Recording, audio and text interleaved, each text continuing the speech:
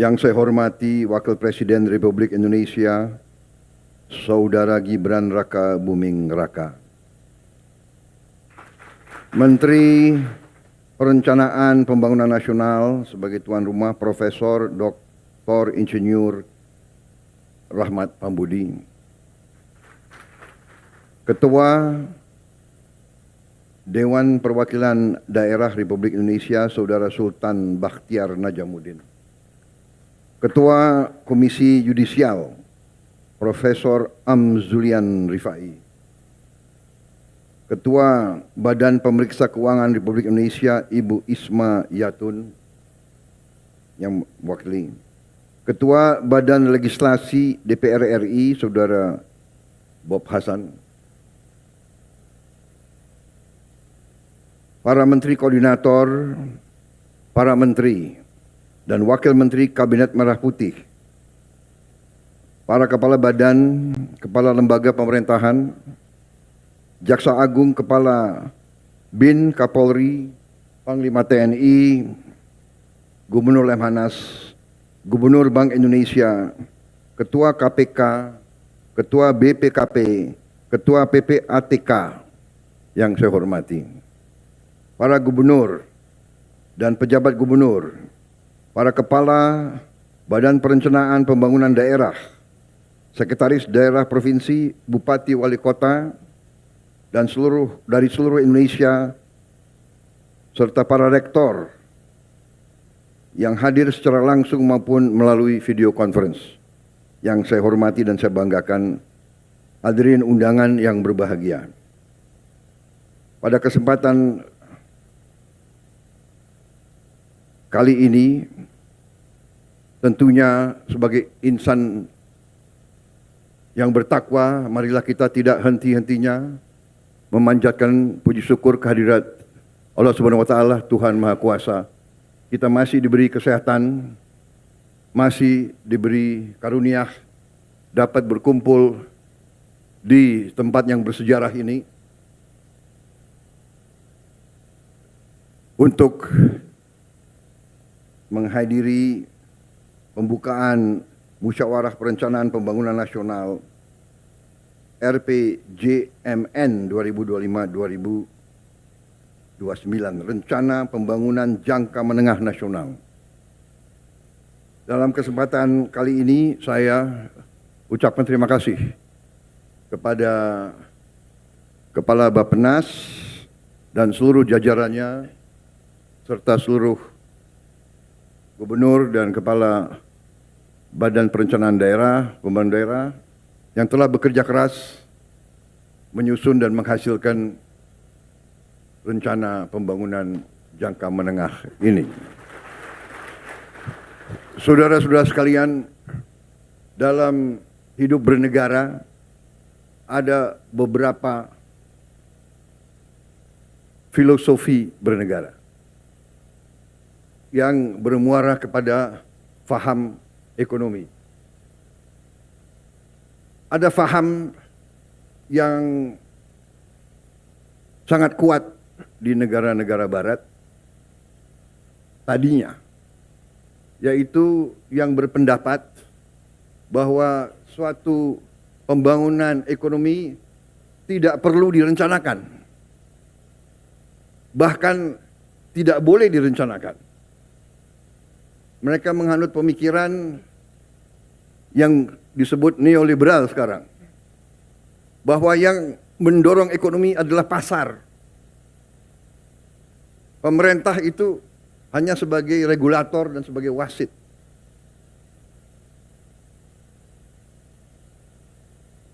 Bangsa Indonesia dalam Undang-Undang Dasar 1945, pendiri bangsa Indonesia tidak menghanut faham itu. Pendiri negara ini menghanut faham bahwa perekonomian disusun atas dasar azas kekeluargaan. Pemerintah bukan hanya wasit, pemerintah bertanggung jawab. Pemerintah dipilih oleh rakyat. Pemerintah harus menjadi pengayom rakyat. Pemerintah harus jadi pemimpin. Pemerintah harus jadi pelopor. Pemerintah harus menjadi pengelola. Pemerintah harus memanage ekonomi. Pemerintah harus menjaga segala kekayaan bangsa Indonesia.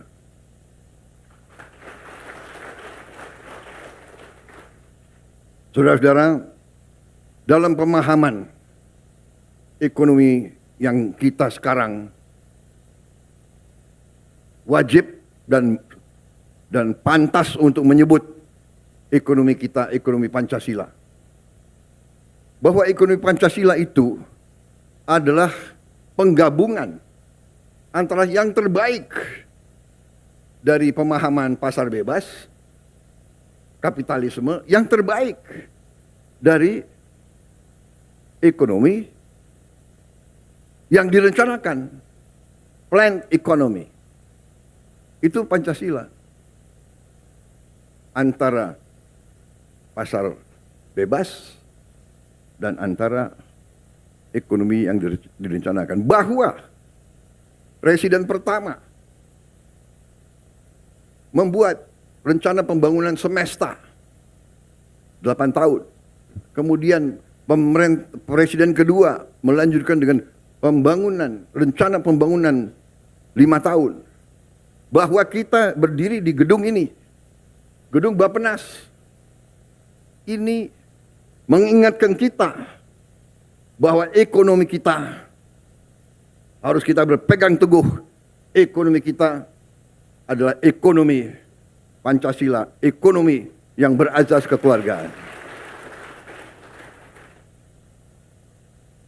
Bahwa kita masih teguh, masih berpegang bahwa pembangunan harus direncanakan. Kita mengerti dan kita paham bahwa belum tentu rencana yang terbaik mencapai sasaran 100%. Tetapi azas kehidupan bernegara mengajarkan kepada kita tanpa perencanaan kita tidak tahu arah yang harus kita lakukan. Dalam setiap organisasi, dalam hidup swasta, dalam korporasi pun harus ada perencanaan. Apa rencana strategis kita? Apa yang akan kita mencapai? Saudara-saudara sekalian, karena itu jelas bagi setiap pemerintah kita diarahkan oleh pembukaan Undang-Undang Dasar Negara Republik kita 1945. Kita diarahkan tujuan nasional yang ditetapkan oleh pendiri-pendiri bangsa kita, yang mendirikan bangsa ini melalui suatu pengorbanan, suatu perjuangan. Mereka merasakan imperialisme, mereka merasakan dijajah, mereka merasakan bahwa kita, warga negara Indonesia waktu itu adalah warga negara kelas 3, kelas 4.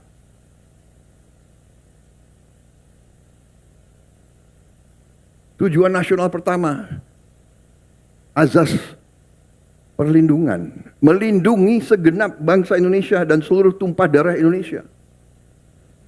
Melindungi. Saya disumpah, Saudara Wakil Presiden disumpah untuk menjaga, menjalankan Undang-Undang Dasar. Saya harus melindungi, pemerintah yang saya pimpin harus melindungi segenap bangsa Indonesia dan seluruh tumpah dari Indonesia. Dan saudara-saudara sebagai bagian dari pemerintah, saudara-saudara sebagai anak bangsa Indonesia, di bidang masing-masing, di eselon masing-masing punya tanggung jawab untuk menjalankan Undang-Undang Dasar ini. Kita harus melindungi rakyat kita Melindungi dalam arti yang lengkap, dalam arti komprehensif, dalam arti yang menyeluruh. Melindungi secara fisik, melindungi secara fisik artinya rakyat kita harus cukup makan.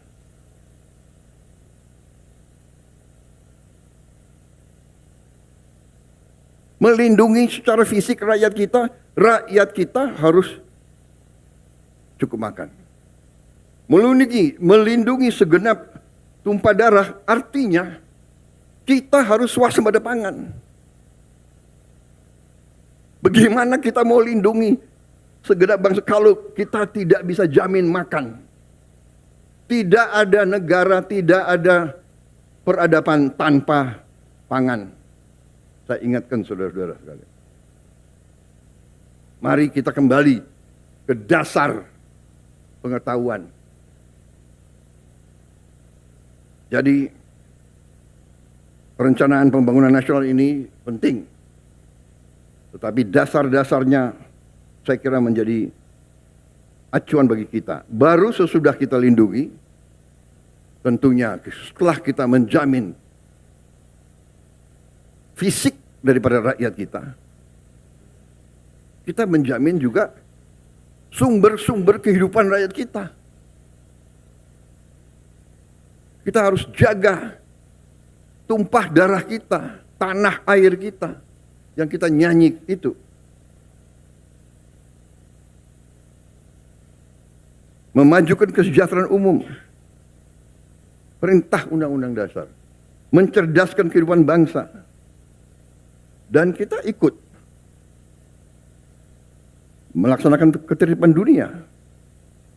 Kita juga berperanan. Tapi bagaimana kita berperanan kalau rumah kita tidak beres? Kalau dapur kita tidak beres? Jadi saudara-saudara, ini penting saya sampaikan karena upaya kita untuk swasembada pangan dan swasembada energi ini adalah dasar kedaulatan. Dasar kedaulatan. Begitu kita menjamin swasembada pangan kita, dan insya Allah dalam beberapa tahun kita menuju swasembada energi, harus ya, karena ada budaya di bangsa Indonesia ini saya perhatikan, ya, segelintir tentunya, tapi kadang-kadang segelintir orang-orang yang menganggap dirinya pintar. Selalu meragukan kemampuan bangsa Indonesia. Rasa rendah diri.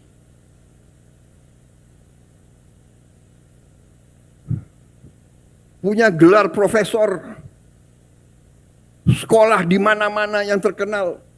Tapi mentalnya masih mental rendah diri. Apa yang dilakukan bangsa sendiri selalu jelek. Belum kita bekerja sudah mulai nyinyir. Gitu. Ini, saudara-saudara, pemerintah yang saya pimpin tidak ragu-ragu.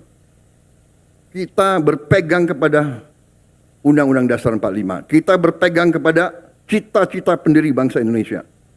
Kita berniat baik, kita ingin memimpin bangsa ini dengan pemerintah yang bersih.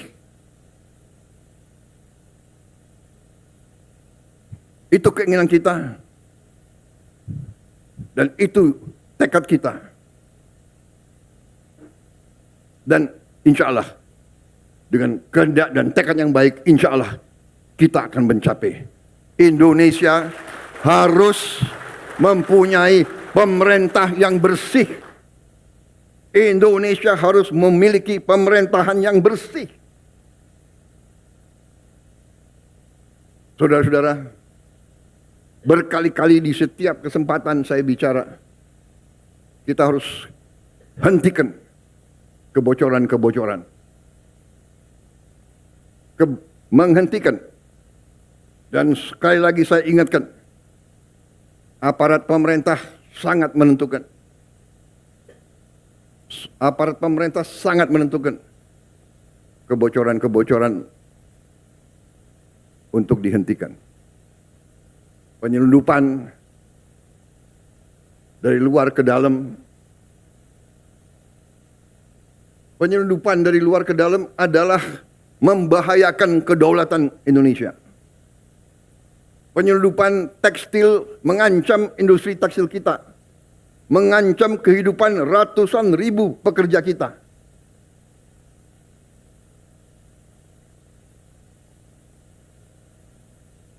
Saya nanti akan cari ahli-ahli hukum, apa wewenang yang bisa saya berikan kepada aparat.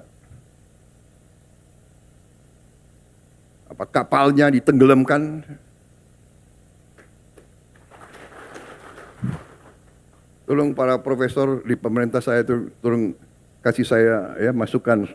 Nanti saya dibilang nggak ngerti hukum lagi. Gitu. Tapi kalau dia mengancam kehidupan rakyat Indonesia, kalau perlu kita tenggelamkan kapal-kapal itu. Dan saya mohon ya, kalau sudah jelas melanggar, jelas mengakibatkan kerugian triliunan, ya semua unsurlah. Terutama juga hakim-hakim ya, vonisnya jangan terlalu ringan lah.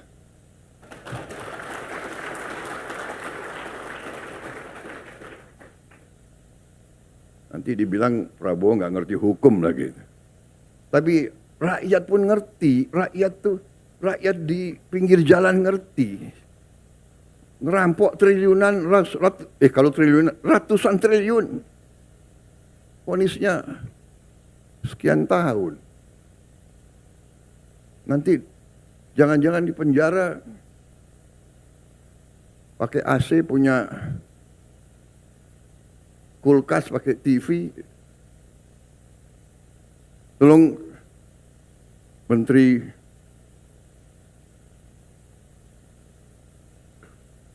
Pemasyarakatan ya, Jaksa Agung ya. Naik banding nggak? Naik banding ya? Naik banding. Vonisnya ya 50 tahun begitu kira-kira itu.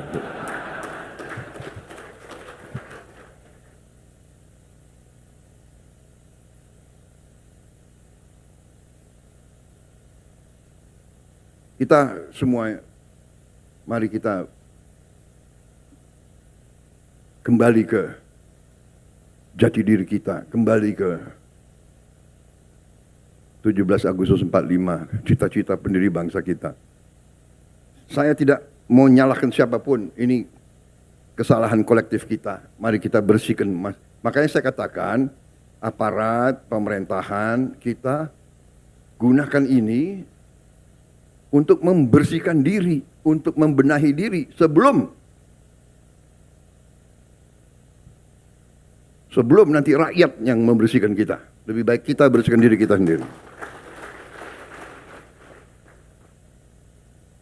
Rakyat Indonesia sekarang tidak bodoh, mereka pinter-pinter. Semua orang punya gadget. Sudah lain, ini bukan 30 tahun yang lalu, ya kan? Ini bukan 20 tahun yang lalu. Jadi saudara-saudara, Musreng Bangnas ini saya gunakan kesempatan ini untuk tadi ucapan terima kasih, dan ini ada kesempatan untuk diperbaiki, saya kira ya kan, masukan dari daerah-daerah, dan juga saya minta kebesaran hati, kebesaran jiwa kita semua. Rakyat saya yakin akan sabar. Rakyat kita rakyat yang baik. Mereka mengerti siapa yang di atas jalan yang benar, siapa yang tidak di atas jalan yang benar. Saudara-saudara sekalian. Jadi marilah kita berbuat yang terbaik, dalam arti perencanaan ini kita laksanakan dengan realisme, dengan hal-hal yang konkret. Ya. Terima kasih. Ada angka tadi, ya kita memang saya mencanangkan pertumbuhan 8%. Banyak yang tidak yakin dan tidak percaya. Ya kita buktikan. Belum tentu kita akan capai 8%. Tapi sekali lagi, ya, pemimpin-pemimpin yang berani, pemimpin-pemimpin yang besar dalam sejarah pengalaman saya sendiri, dalam karier saya sebagai prajurit, kalau saya hadapi musuh yang berat, saya harus yakin saya akan berhasil, saya akan menang. Kalau tidak, kita nggak berani berbuat. Bung Karno menyampaikan, mengatakan kepada kita, gantungkan cita-citamu setinggi langit. Kalau kau tidak mencapai langit, minimal kau jatuh di antara bintang-bintang. Itu memang istilahnya memotivasi kita. Kalau Belanda dulu mengatakan bahwa kita ini tidak pantas merdeka, tahun 45. Belanda mengejek kita. Apa? Kamu? Hei orang Indonesia, hei orang pribumi, kau mau merdeka? Bikin peniti saja tidak bisa. Dulu kita dituduh bikin peniti saja tidak bisa. Tapi kita mau merdeka. Proklamasi kemerdekaan kita berapa itu? Mungkin tiga baris ya. Proklamasi yang tersingkat saya kira dalam sejarah dunia, iya kan? Hal-hal yang menyangkut pemilihan akan pokoknya administrasi belakangan ya, merdeka dulu, kan begitu. Tapi sekarang tidak, administrasi harus baik, ya kan? Kalau enggak dikejar BPKP, KPK, BPK, kita administrasi baik. Makanya ada Badan Perencanaan Nasional, ada Bapeda. Tapi saya minta kebesaran jiwa dalam arti ini. Ada prioritas kita. Ya, jadi mungkin KL-KL sebagian tidak akan mendapatkan anggaran yang dicita-citakan. Saat ini, nanti kita lihat perkembangannya. Ya, jangan ganggu Menteri Keuangan terus. Karena Menteri Keuangan itu bertanggung jawab kepada saya. Waktu saya Menteri Pertahanan, selalu saya dibatasi oleh Menteri Keuangan.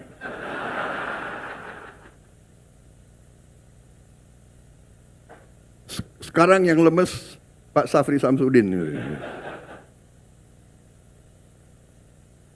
Kalau dia merasa dibatasi oleh Menteri Keuangan, nanti Menteri Keuangan mengatakan ini perintah Presiden. Setelah saya jadi Presiden, saya harus mikir, ya kan? Pertahanan sangat penting, tapi anak-anak ini harus makan. Iya kan? Guru-guru gajinya harus diperbaiki. Hakim-hakim harus segera dibikin rumah-rumah dinas yang layak. Tidak boleh ada hakim yang kontrak.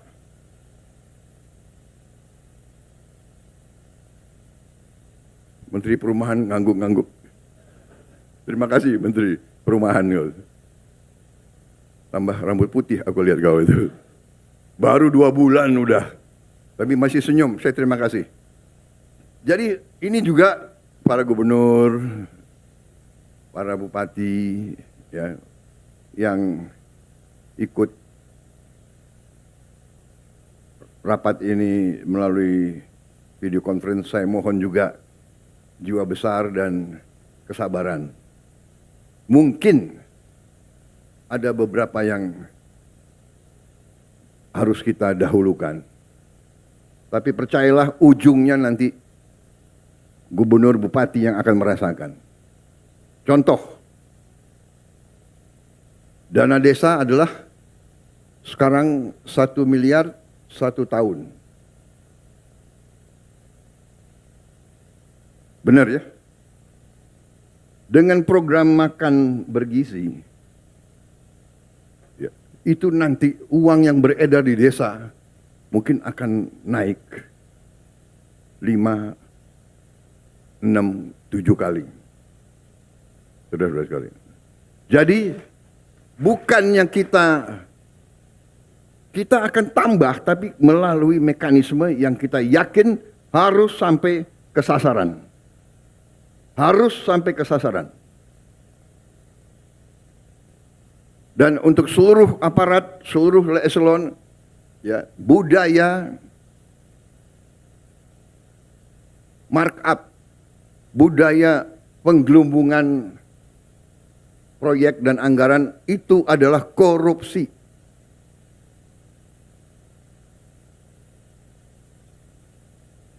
Saya ulangi, penggelumbungan markup barang atau proyek itu adalah merampok uang rakyat. Kalau bikin proyek yang nilainya 100 juta, ya 100 juta. Bikin rumah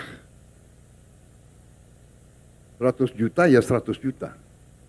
Jangan 100 juta dibilang 150 juta. Budaya ini harus kita kurangi, saudara-saudara. Bukan kurangi, maaf, harus kita hilangkan. Ya.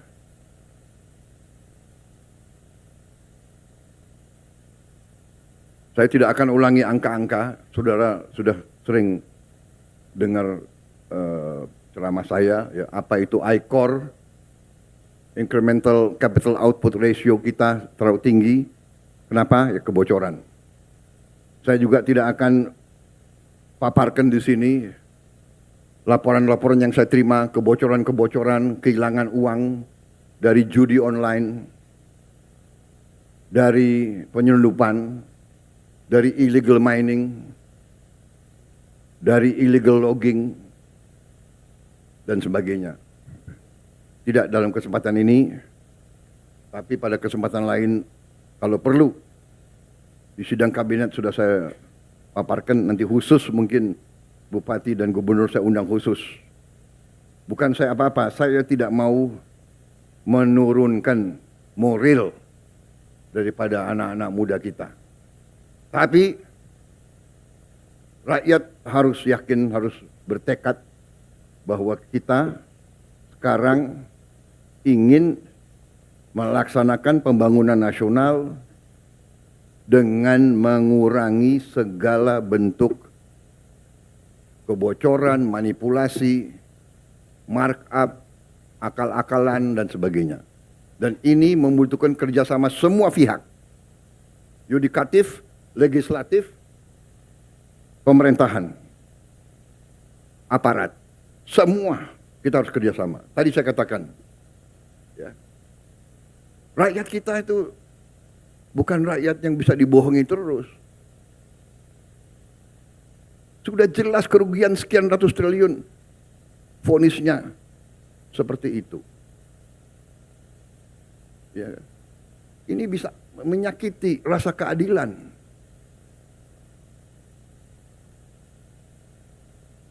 Ada yang curi ayam dihukum berat, dipukulin.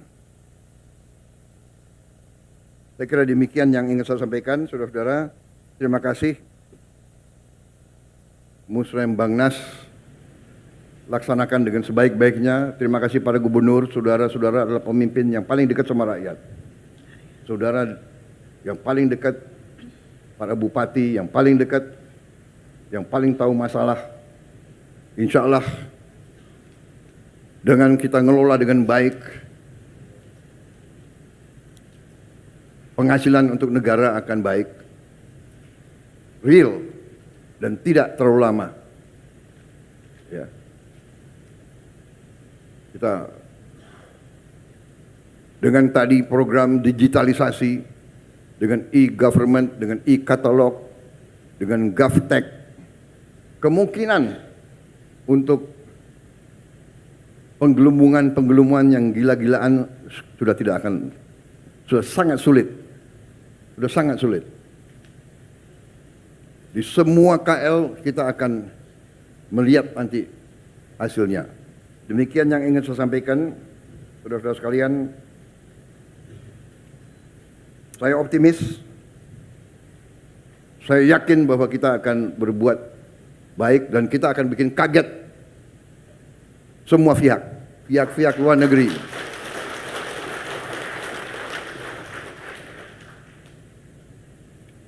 Saya malah ditantang oleh ada pihak dari luar negeri yang tantang saya. Mereka yakin kita tidak mungkin 8%. Kalau mencapai 8%, saya akan dikasih makan malam gratis. Saya boleh pilih menunya. Saya akan pilih menu yang paling mahal. Tapi karena saya sudah saya harus mengurangi berat badan, jadi bagaimana itu? Terima kasih Bappenas dan seluruh jajarannya atas kerja keras saudara-saudara. Terima kasih Bapeda, Gubernur. Kita melangkah menatap hari besok dengan gagah, dengan keyakinan.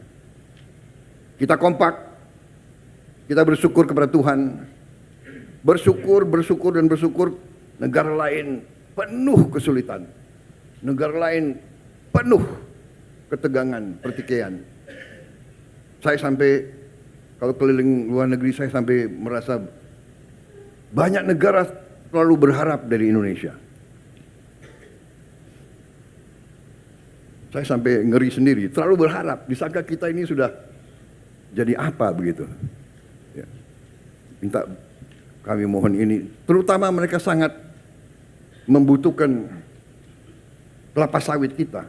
Ternyata kelapa sawit jadi bahan strategis rupanya. Banyak negara itu takut tidak dapat kelapa sawit. Bayangkan. Jadi jagalah ya para bupati, gubernur, para pejabat tentara, polisi, jagalah kebun-kebun kelapa sawit kita. Di mana-mana itu aset negara. Dan saya kira ke depan kita juga harus tambah tanam kelapa sawit. Nggak usah takut. Apa itu katanya apa? Membahayakan apa itu? Deforestation, ya kan? Namanya kelapa sawit, ya pohon. Iya kan? Betul nggak? Kelapa sawit itu pohon, ada daunnya kan?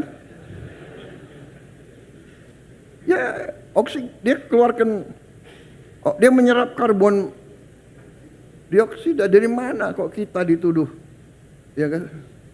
Yang boten-boten aja itu orang-orang itu.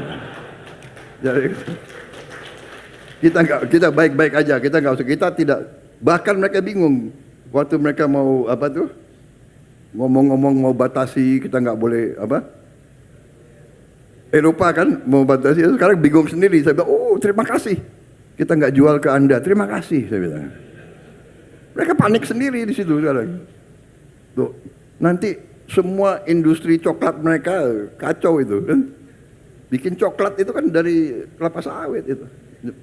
Sebagian dari deterjen, apa itu, kosmetik. Bingung sendiri mereka, nggak apa-apa. Saya kira itu dari saya. Terima kasih. Wassalamualaikum warahmatullahi wabarakatuh.